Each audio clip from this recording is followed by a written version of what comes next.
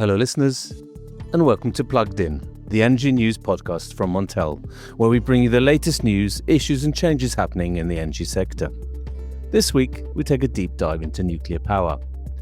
In the many years I've been covering the energy sector, there have been several periods which have been dubbed the nuclear renaissance, notably the early 2000s and then the 2010s, especially in the UK. But over the past 12 months, we've seen several announcements from various European countries, notably Italy and Poland, who plan new reactors. In the US, the 3 Mile Island nuclear plant, the scene of a major nuclear accident in the late 1970s, will reopen to power Microsoft data centers. In France, state-owned EDF has announced that it will present a plan to develop new generation nuclear power reactors by the end of the year. And big tech, Google, Microsoft, Meta, Amazon, is looking to small modular reactors to supply their data centers and the rapidly expanding AI sector. The question is, what is powering this global revival of nuclear energy? In this episode, I'll be speaking to the Director General of the Nuclear Energy Agency, but first, I'm joined by Chris Eales, our France editor and nuclear expert. A warm welcome to you, Chris. Thank you, Richard. Hello. We're hearing a lot of talk in sort of recent months and over the past year about a nuclear renaissance. Is it fair, do you think, to talk about a nuclear revival in the current climate? Well, I think it's fair to talk about anything you like, but actually building reactors is a different matter. Just ask France or Finland, for example, 2 countries that recently started up new reactors after many, many years of trouble and difficulty and massive budget overruns. The other thing that has been driving a nuclear renaissance, if you like, or at least talk of a nuclear renaissance, is the language that we use. We hear that nuclear will actually, ironically enough, a fuel that leaves a lot of waste behind it, radioactive waste, some of which we don't know what to do with, is now going to save the planet. And I think that message has driven by proponents of nuclear has been fairly successful. They've been fairly successful in getting that message across, and that is helping to fuel talk about nuclear renaissance. When you mean saving the planet, Chris, are you talking about the low carbon emissions that come from nuclear power? Yes. That's essentially what I'm talking about. The problem with that is, of course, that you have to understand how long it takes. And that's why I talk about Finland and France. You have to understand how long does it take to build a nuclear reactor, and can they do it on time? They haven't been able to do that, and they haven't been able to do it on budget. And we are in a race against time if we're talking about cutting CO2 emissions. Yep. Of course, the current geopolitical climate is very uncertain, very unstable. And proponents of nuclear power will also talk about the fact that the fuel, the technology provides a sense of independence from unreliable suppliers, for example, of gas. What do you make of that? Well, I mean, that's been another very serious driver. It's really helped this political drive, if you like, for nuclear power. Because when you look at what's happened with Russian gas, then people start saying, well, look, we don't want to be reliant on outsiders, for our sources of energy. So that helps the drive for nuclear. But let's not forget that nuclear is not entirely independent. Where does uranium come from, for example? Well, the enriched uranium that is used to fuel nuclear reactors has largely come from Russia, actually. It's at least been a very key supplier. Now, even if that picture is changing and people are trying to, companies, utilities are trying to wean themselves from Russian supply, those supplies are being replaced to some extent by countries like Kazakhstan, which have very close links to Russia, and other countries which don't have very friendly governments like Niger. Chris, thanks very much for flagging those issues. Thank you. Helping me, Richard Sverrisson, to discuss these issues and much, much more is William D. Magwood IV, who's Director General of the Nuclear Energy Agency, which is an intergovernmental organisation. A warm welcome to you, William. Thank you very much. It's a pleasure to be here. We've seen nuclear power is very much in the news recently. We've seen several countries in Europe proposing plans and changing, maybe backtracking on earlier proposals and plans to promote nuclear power. We've seen in North America as well many plans to tie in nuclear with, for example, AI and data centers. Is it?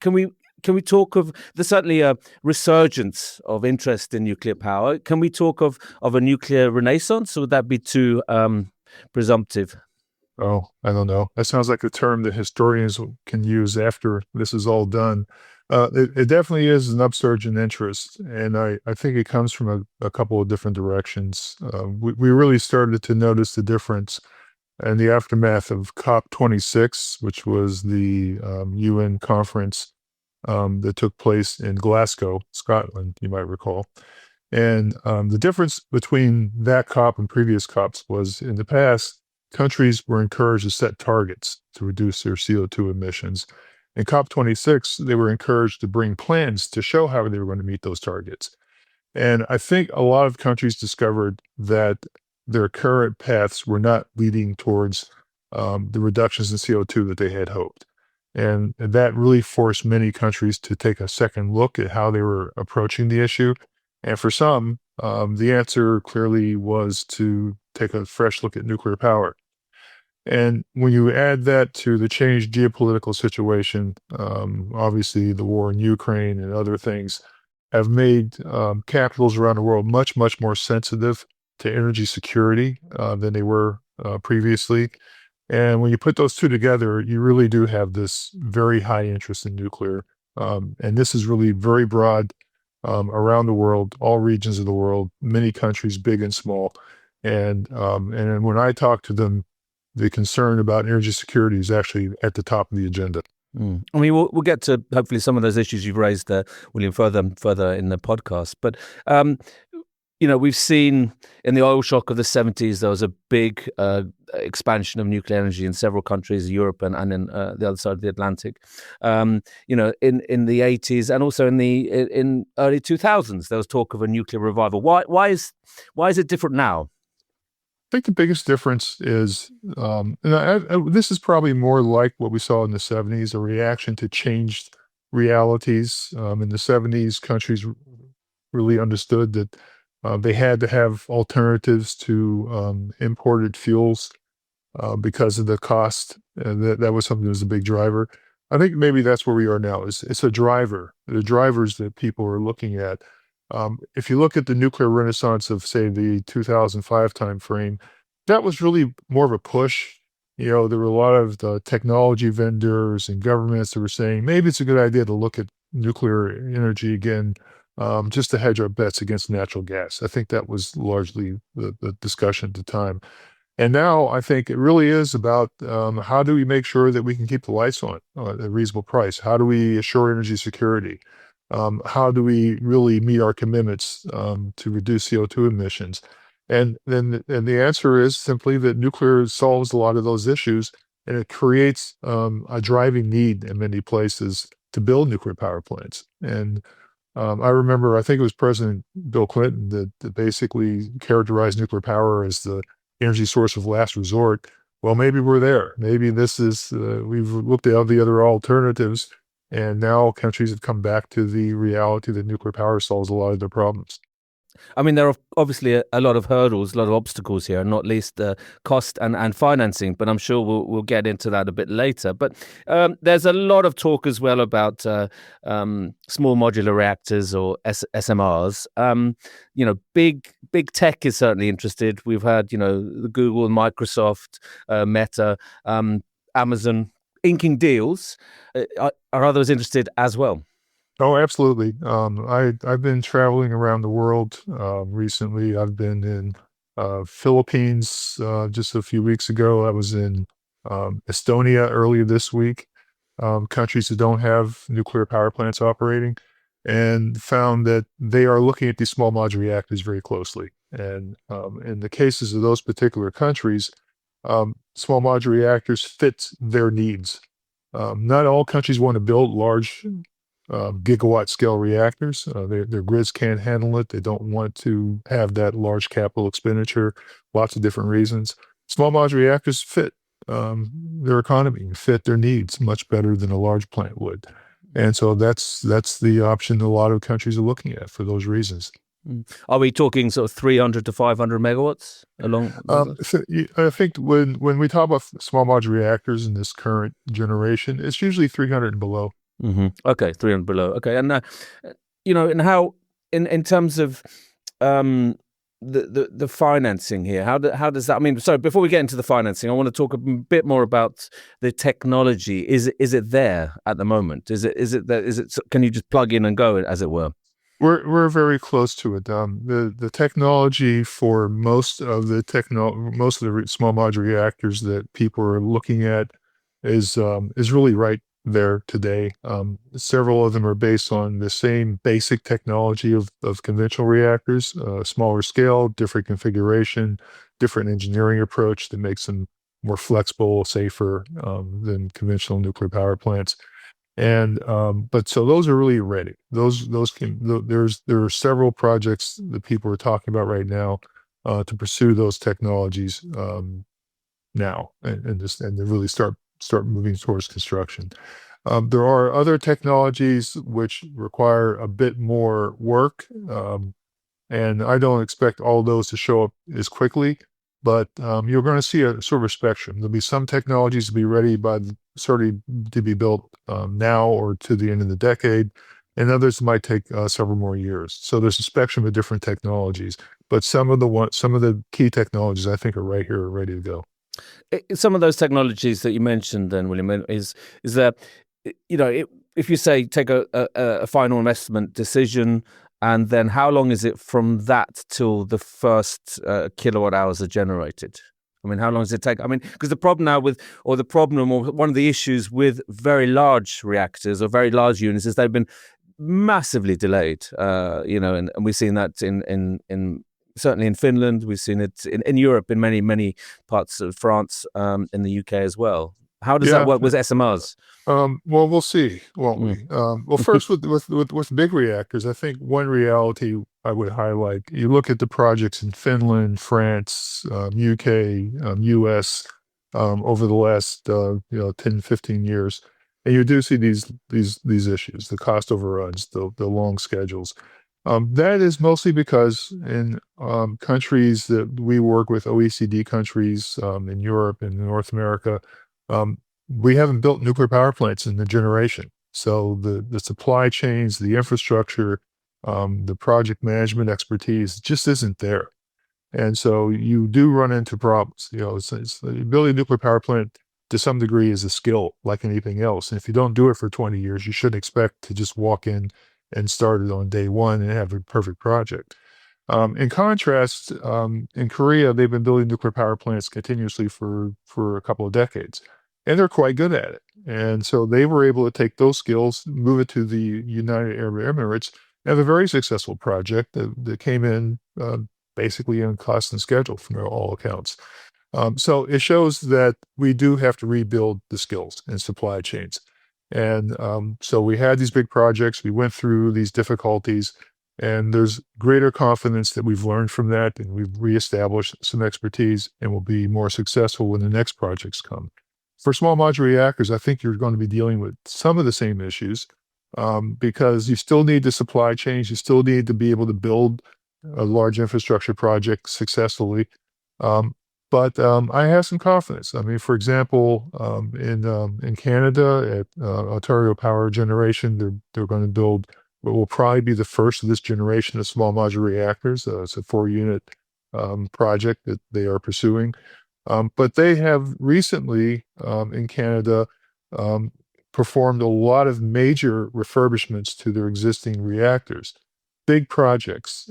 So that's built an expertise and supply chain in Canada that's now going to be used for these small modular reactors. So that's a very good situation to show that when you have all the right parts in place, you've got a regulator that understands big projects, you've got a supply chain in place, you've got people who've run big projects, that your ability to implement these SMRs correctly will be much higher, and then we can go from there. So I think our confidence level is growing. Excellent. And how, in terms of the timescale here, from kind of making the final decision to actually producing electricity, how long are we talking? Well, it depends on depends on your processes in particular countries. But I often tell people that anything in nuclear usually takes about a decade. And when you go from first concept to saying we want to do this to going through all the regulatory approvals and getting all the siting done, it's probably of that order. But the actual construction of an SMR probably ultimately will be more like 3 years or so, depending on the technology. Yeah, no, that's very interesting indeed. So you could actually scale it up and, have it at several different sites, the same kind of technology, the same issues. But obviously in Europe, we're constrained a lot by local conditions. It's a much more densely populated area. There's a lot more instances of planning, permitting, etc., etc. Are those hurdles that are also, quite more difficult to overcome in some parts of the world than others?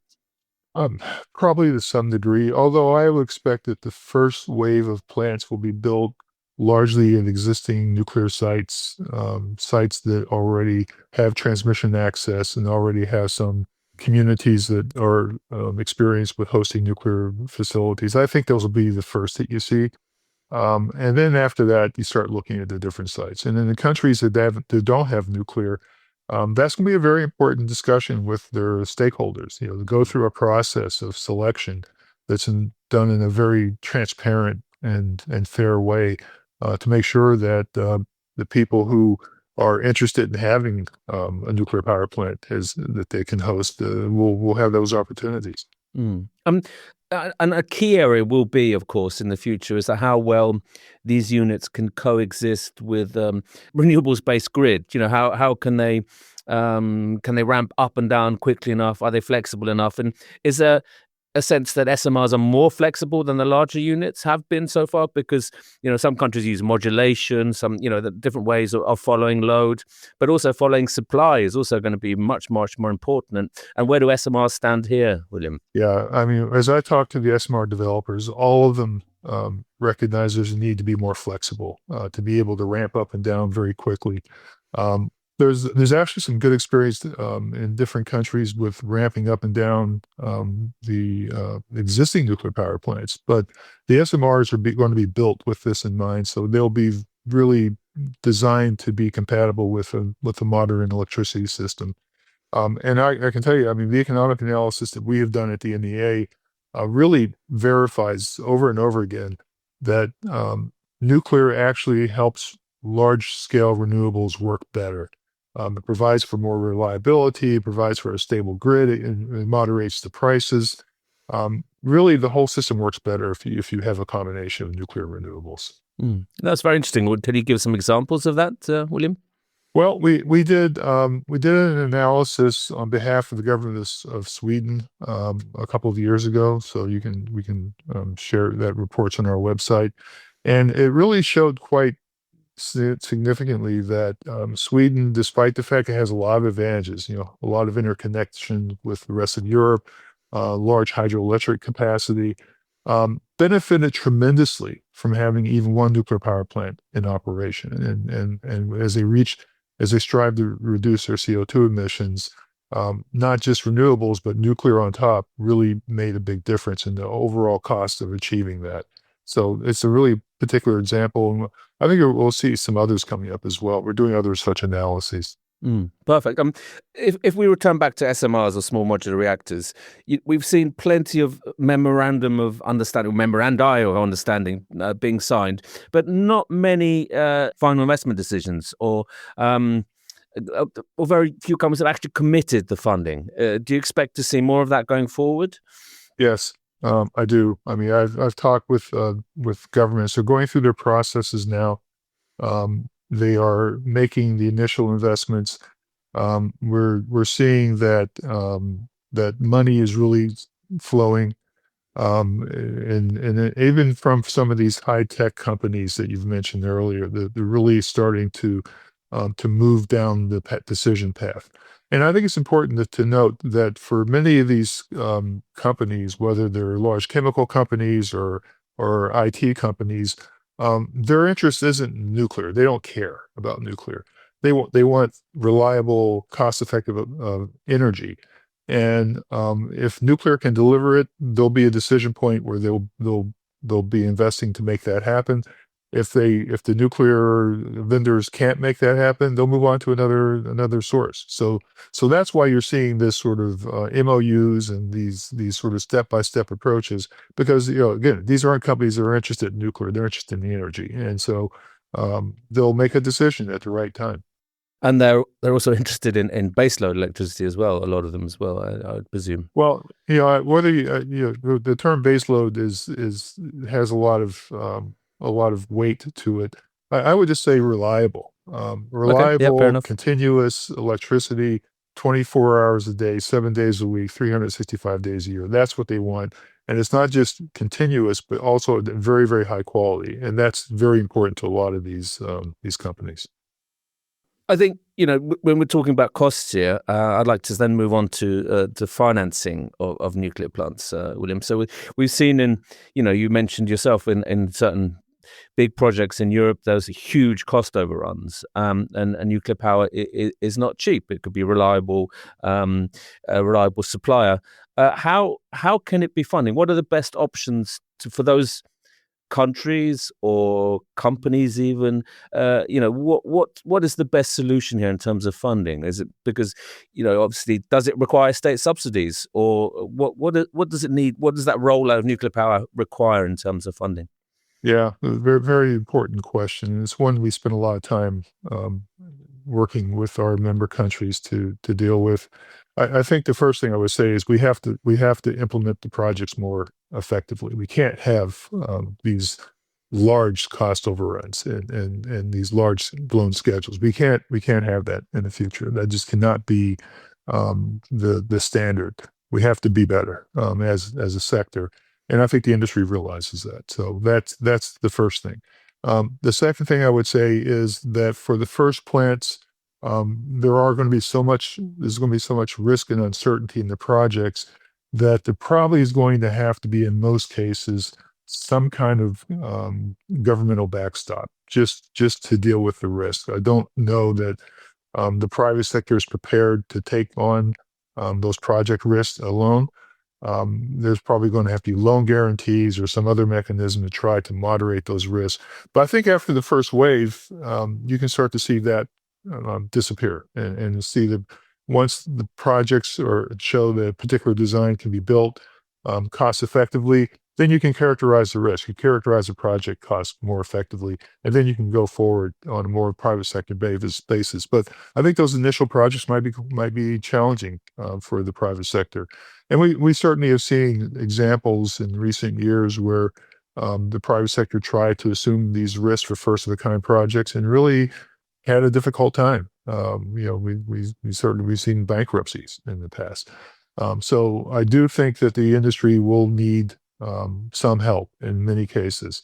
And I also believe that for countries in the global south, they're going to need some help from the international financial institutions. And many of them right now are not supporting nuclear projects. That has to change. I think everyone recognizes that. And I think it will change. Yeah, and we had, statements from some of the biggest financial institutions in the world, saying that nuclear power needs to triple by 2050 as well. So hopefully they'll get on board as well and provide some of that financing there, put their money where their mouth is, if you like. But I think, so when you talk about the sort of governmental backstop, are we talking sort of feed-in tariffs? Are we talking CFDs? Lots of different options where that could be done. Are there, William? Could you talk us through some of those? Yeah, no, there's a wide range of options. We've characterized those very carefully. I think it really will depend on what works in each country. I think every country will have a different approach. Contract difference is certainly one that can make a difference, but there's other mechanisms as well. I think one thing that we have observed is that we're going to have to be more sophisticated on how we allocate risk in these projects, because there's different risk types for different players, and some of them should be managed by the private sector and they should be allocated to the private sector. But there's some risks, like, for example, regulatory risk.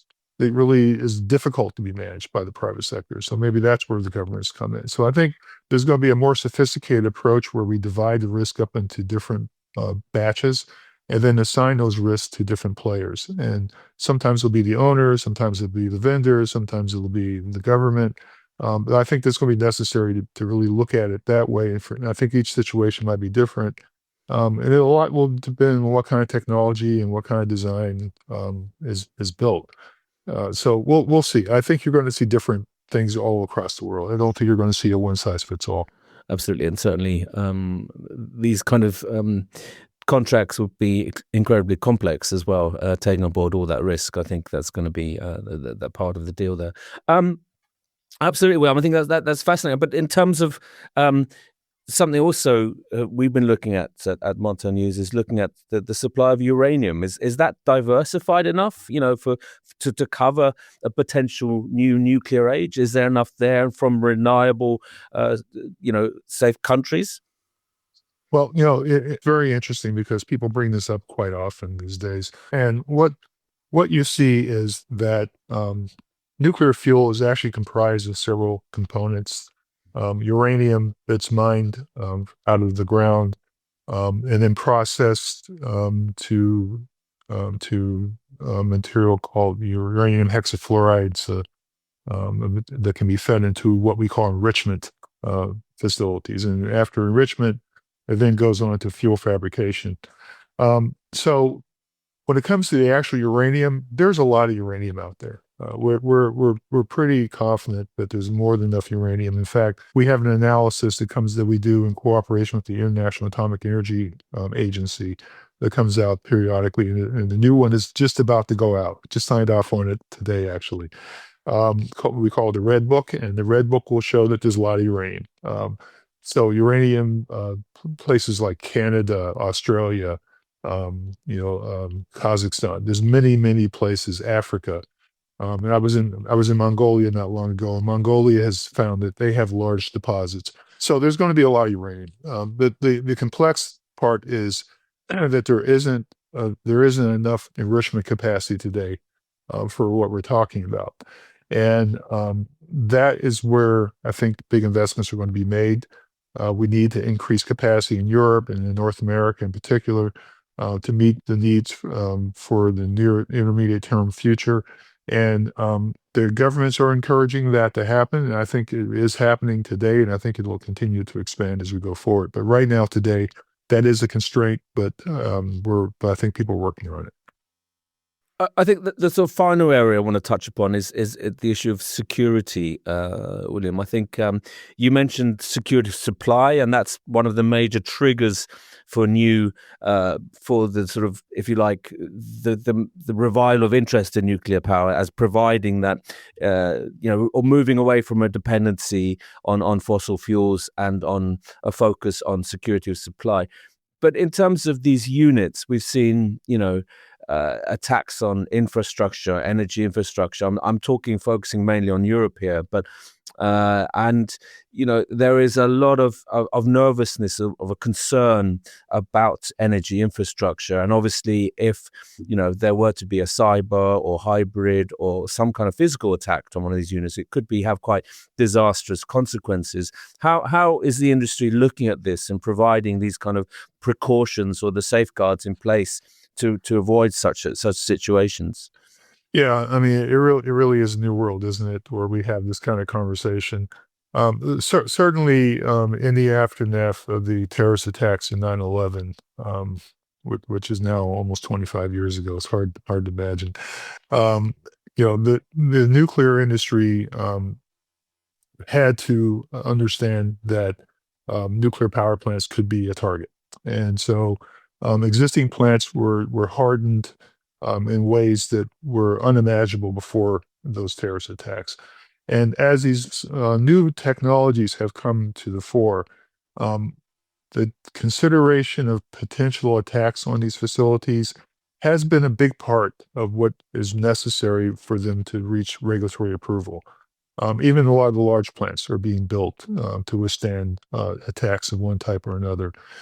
In the case of small modular reactors, in addition to being designed with the possibility of attack in mind, Most of them are actually built subsurface, in part because of that, not for reasons of because of either ease of building or technology. It's because of security. They're being built below grade to make them less vulnerable to potential attacks. So it is a consideration. I think the industry has responded very well to it and is doing the best it can.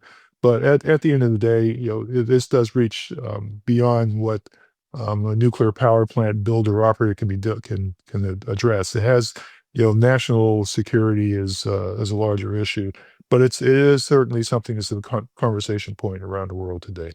Absolutely, it's one of the major concerns in this new geopolitical reality that we're facing that seems to be almost changing on a daily basis. But William, thank you very, very much for all your insights and a very fascinating conversation. And again, thank you for being a guest on the Plugged In Montel News podcast. Very much my pleasure. Thank you very much. It's been an excellent and insightful discussion. I hope you agree, listeners. And thank you for tuning in to this episode.